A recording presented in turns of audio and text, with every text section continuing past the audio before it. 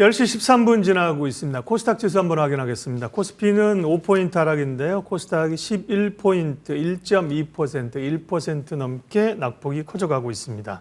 시황에 대한 고민들이 많은데요. 항상 중심을 잘 잡으시는 블루워크 이동훈 대표님 오셨어요. 어서 오십시오. 안녕하세요. 시장이 헷갈리는데 잘 오셨습니다. 네, 오늘 주제부터 좀 보고 말씀 나눌게요. 네. 주도주 선수 교체 타이밍인가? 시장을 움직일 재료는 무엇일까? 주제가 좀 모호하네요. 좀 시장부터 좀 단도직입적으로 궁금한 얘기를 좀 여쭤보면 오늘은 코스닥은 왜 이렇게 빠지는 거예요?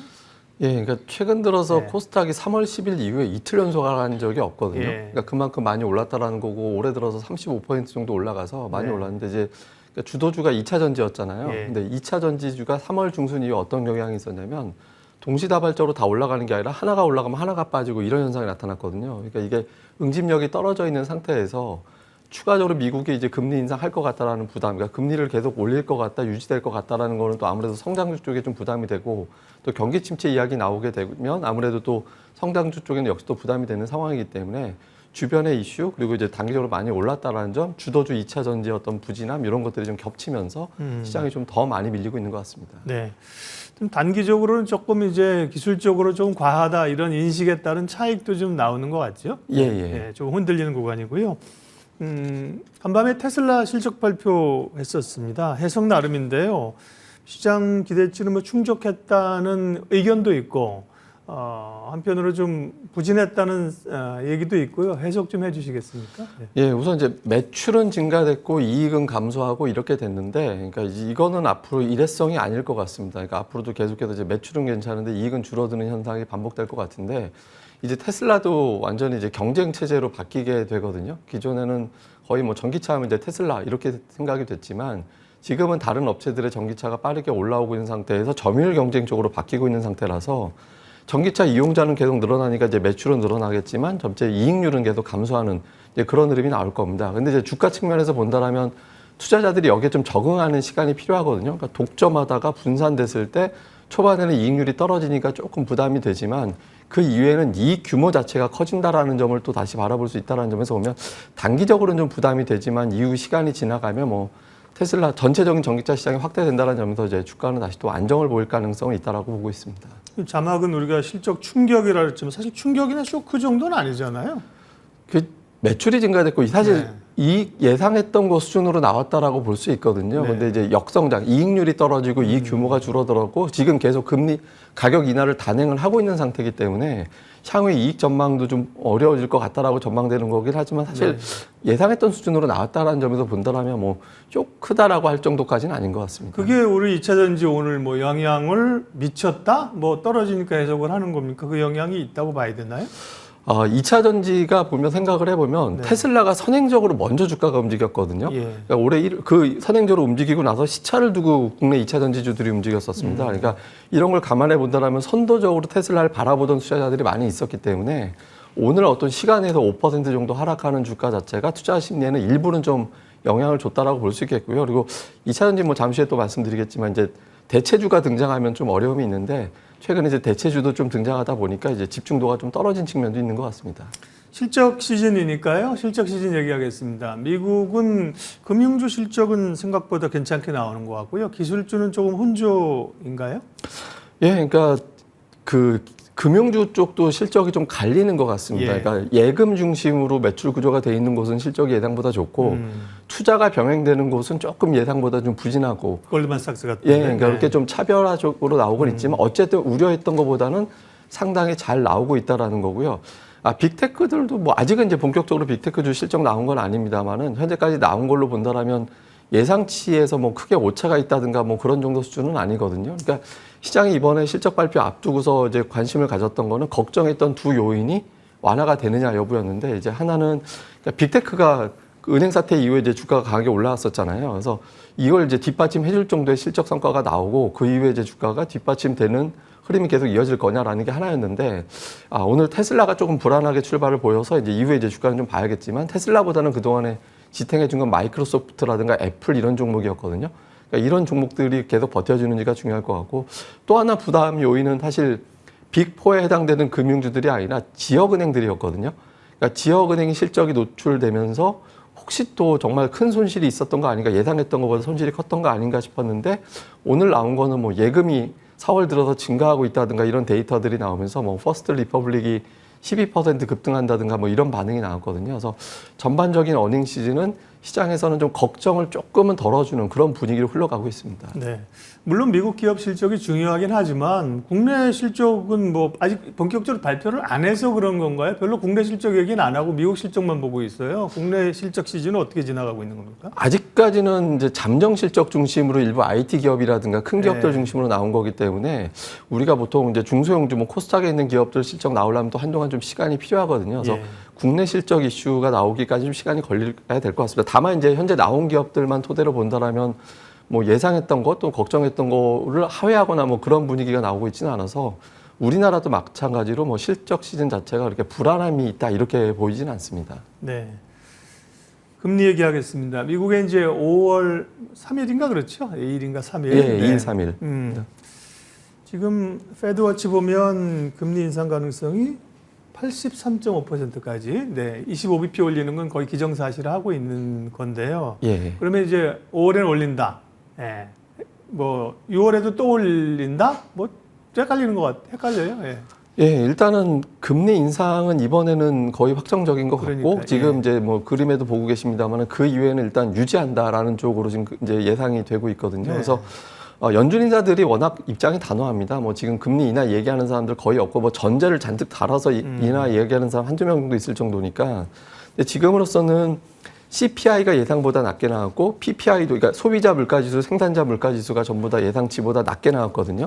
근데 이제 투자자들이 보고 싶은 거는 예상보다 낮지만 여전히 높잖아요. 그래서 2분기 중에 CPI 기준으로 해서 4% 중반 정도가 나온다라면 이제 물가가 어느 정도 잡혀가는구나라는 뭐 느리긴 하지만 어쨌든 잡혀가는구나라는 어떤 기대감을 가질 수 있거든요. 그래서 4% 중반 정도의 수치가 나오는지 여부가 되게 중요할 겁니다. 그래서 5월, 6월 정도 됐을 때 4% 중반이 나오는지 만약에 이제 그 정도가 나온다라면 연준 인사들이 아무리 뭐 단호하게 아니다라고 하더라도 금리 인하에 대한 기대감이 계속 유지될 수 있거든요. 그래서 예. 상반기까지는 아무리 아니라고 해도 뭐 금리 인하 해줄 거면서 뭐 이런 어떤 기대감이 계속 작용할 수 있어서 좀 약해지긴 했지만 인하에 대한 기대감은 계속 안고 갈 가능성이 높다라고 보고 있습니다. 어제 영국의 물가가 높았다는 얘기는 약간 좀 시장의 과잉 반응이라고 보는 게 맞지 않을까요? 유로존 물가는 또 시장 기대치 부합했던데요? 영국은 좀 따로 봐야 되는 측면이 예. 있습니다. 그러니까 영국의 경제 구조 자체가 그러니까 식량이라든가 이런 거 자급도가 다른 나라에 비해서 높다라고 보기는 어렵거든요. 그러니까 예. 최근에 영국 어저께 CPI에서 가장 크게 영향을 줬던 게 식품 가격이었는데 그렇다면서요? 예. 그러니까 이런 부분들에 대한 어떤 영향이 좀 큰 데라서 다른 나라 데이터대로 그대로 적용해 볼 수는 없어서 뭐 영국의 지표가 높게 나왔다라고 해서 다른 쪽도 반드시 높게 나온다 이렇게 적용하기는 어려워서 영국의 CPI를 놓고 뭐 미국의 금리 전망까지 바꾼다 이렇게 보기는 어렵습니다. 네. 섹터 얘기를 좀 하도록 하겠습니다. 결국 이제 사실 기대하고 있는 쪽은 좀 반도체이고요. 이제 반도체가 올라와야 지수도 올라올 수 있는데 반도체가 생각보다는 못 올라오는 것 같고 또 삼성전자에 보면 외국인들은 계속 사는 것도 같고 ASML 같은 경우는 슈퍼올이죠. 슈퍼올이라 그러는데 실적은 좋았다 그러는데 간밤에 보면 또 미국에는 이제 ADR로 상장돼 있거든요. 예. 3%좀 빠졌습니다. 반도체도 좀 헷갈리네요.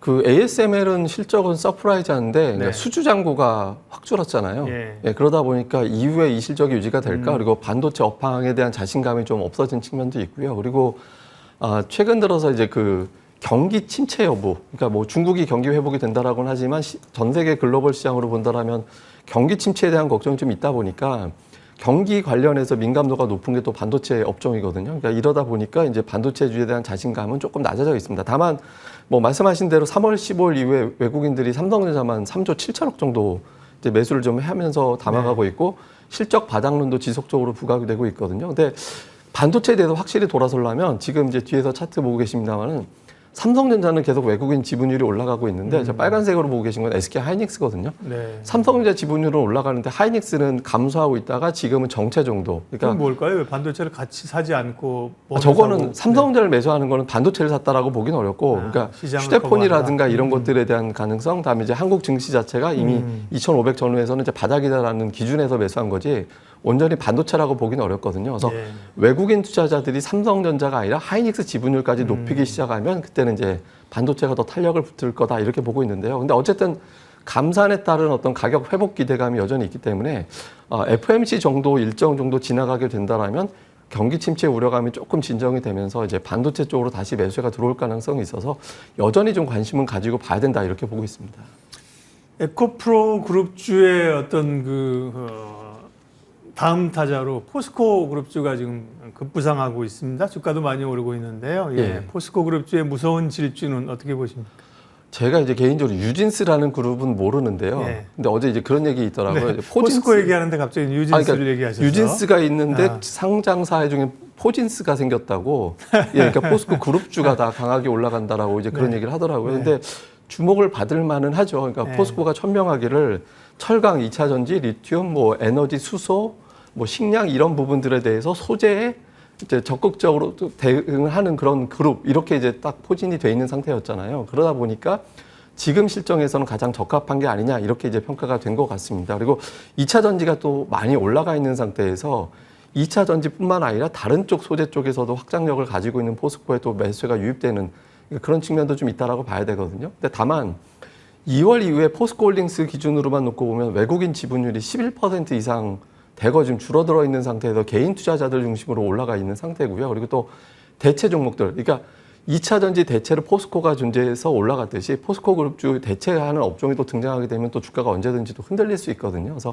지금으로서는 FMC 끝나서 경기 침체 우려감이 조금 완화가 되기 전까지는 뭐 추가적으로 올라갈 수는 있겠지만 외국인 투자들이 계속 매도하고 있다는 점에서 감안해 본다라면 뭐 추세적인 상승보다는 좀 변동성, 뭐 업종 내 계열사별로 좀 엇갈리는 그런 변동성으로 좀 바뀔 가능성이 높지 않나 이렇게 보고 있습니다. 네. 그러면 지수는 이제 2,600을 목전에 두고 좀 부담스러운 상황이고요. 조금 밀리고 있고 또 5월에 대한 부담도 있는데 대체적으로는 단기 과열 여기서 좀 조정이 온다면 어느 정도 혹은 조정 후에 재상승 어느 쪽으로 보세요? 저는 조정 후에 재상승 쪽에 무게를 두고 있는데요. 그러니까 그 증시 여러 가지 데이터들이 있습니다. ADR이라는 데이터가 네. 있습니다. 이거는 이제 20일 동안 상승 종목의 전체 합 나누기 하락 종목 수 합 이렇게 하면 되는데 이게 보통 이제 1.2 넘어가면 그러면 보통 상승 종목이 20% 정도 많았던 시간이 많았기 때문에 그러면 이제 시장이 조정을 보인다는데 지금 1.3까지 올라왔거든요. 네. 통상적으로 이 위치 되면은 상승 종목수가 자꾸 줄어드는 경향이 있습니다. 그러니까 지금 시장 자체는 조금 이제 가격 조정을 하는 그런 국면이 좀 왔다라고 봐야 돼서 단기적으로 본다라면 최대 본다라면 2,400대 중반 정도 또는 이제 2,400 중반, 2,500 사이까지는 좀 열어두고 보면서 매물 소화가 필요하다라고 보고는 있는데요. 다만 외국인 투자자들의 매수 기조가 유지가 되고 있고 지금 예탁금이 저점 대비 20% 정도 올라가서 쉽게 빠지지 않고 좀 지루하다라는 표현이 적합할 정도의 흐름이 나올 가능성이 높거든요. 그래서 단기적으로는 좀 지루함이 유지가 되다가 FMC 정도 지나가고 나면 이제 불확실성과 뭐 금리 전망에 대해서 조금 더 뚜렷해지기 때문에 그 전후에서 다시 시장이 좀 움직임이 나오면서 이제 고점 시도를 하는 그런 흐름이 나오지 않을까 이렇게 판단하고 있습니다. 네. 주목해봐야 될 섹터는 지금은 어디입니까? 그 전에 뭐 자동차 부품도 얘기하셨고 뭐 얘기하셨었는데, 네. 예, 뭐 저는 거기에는 별로 변함이 없습니다. 그러니까 지금 자동차 실적 면에서 보면 자동차가 상당히 네. 좋거든요. 그래서 자동차, 완성차, 기아차, 그다음에 부품주에서는 SL 뭐 이런 기업들 계속 보시는 게 좋겠고요. 그다음에 중국이 예상했던 것보다 GDP가 더 잘 나왔잖아요. 예. 그러니까 중국 소매 판매도 올라오고 있는 상태고, 그러니까 최근에 화장품주가 좀 올라오긴 했는데. 화장품뿐만 아니라 뭐 쇼핑주, 면세점 관련주들 이런 종목군들도 계속 보는 게 좋겠고요. 그리고 당장은 좀 조정 가능성이 있습니다만 뭐 앞서 말씀드렸던 반도체도 5월 정도 됐을 때 다시 또 사이클이 바뀔 가능성이 있어서 반도체주 쪽에서는 이제 좀 DDR5라든가 이런 연결고리가 있는 기업들이라면 한 다음 주 정도 됐을 때는 조정 나올 때 조금씩 늘려보는 대응도 필요할 것 같습니다. 네, 오늘 시장 전략 블로크 이동훈 대표님 함께 해주셨습니다. 고맙습니다. 네.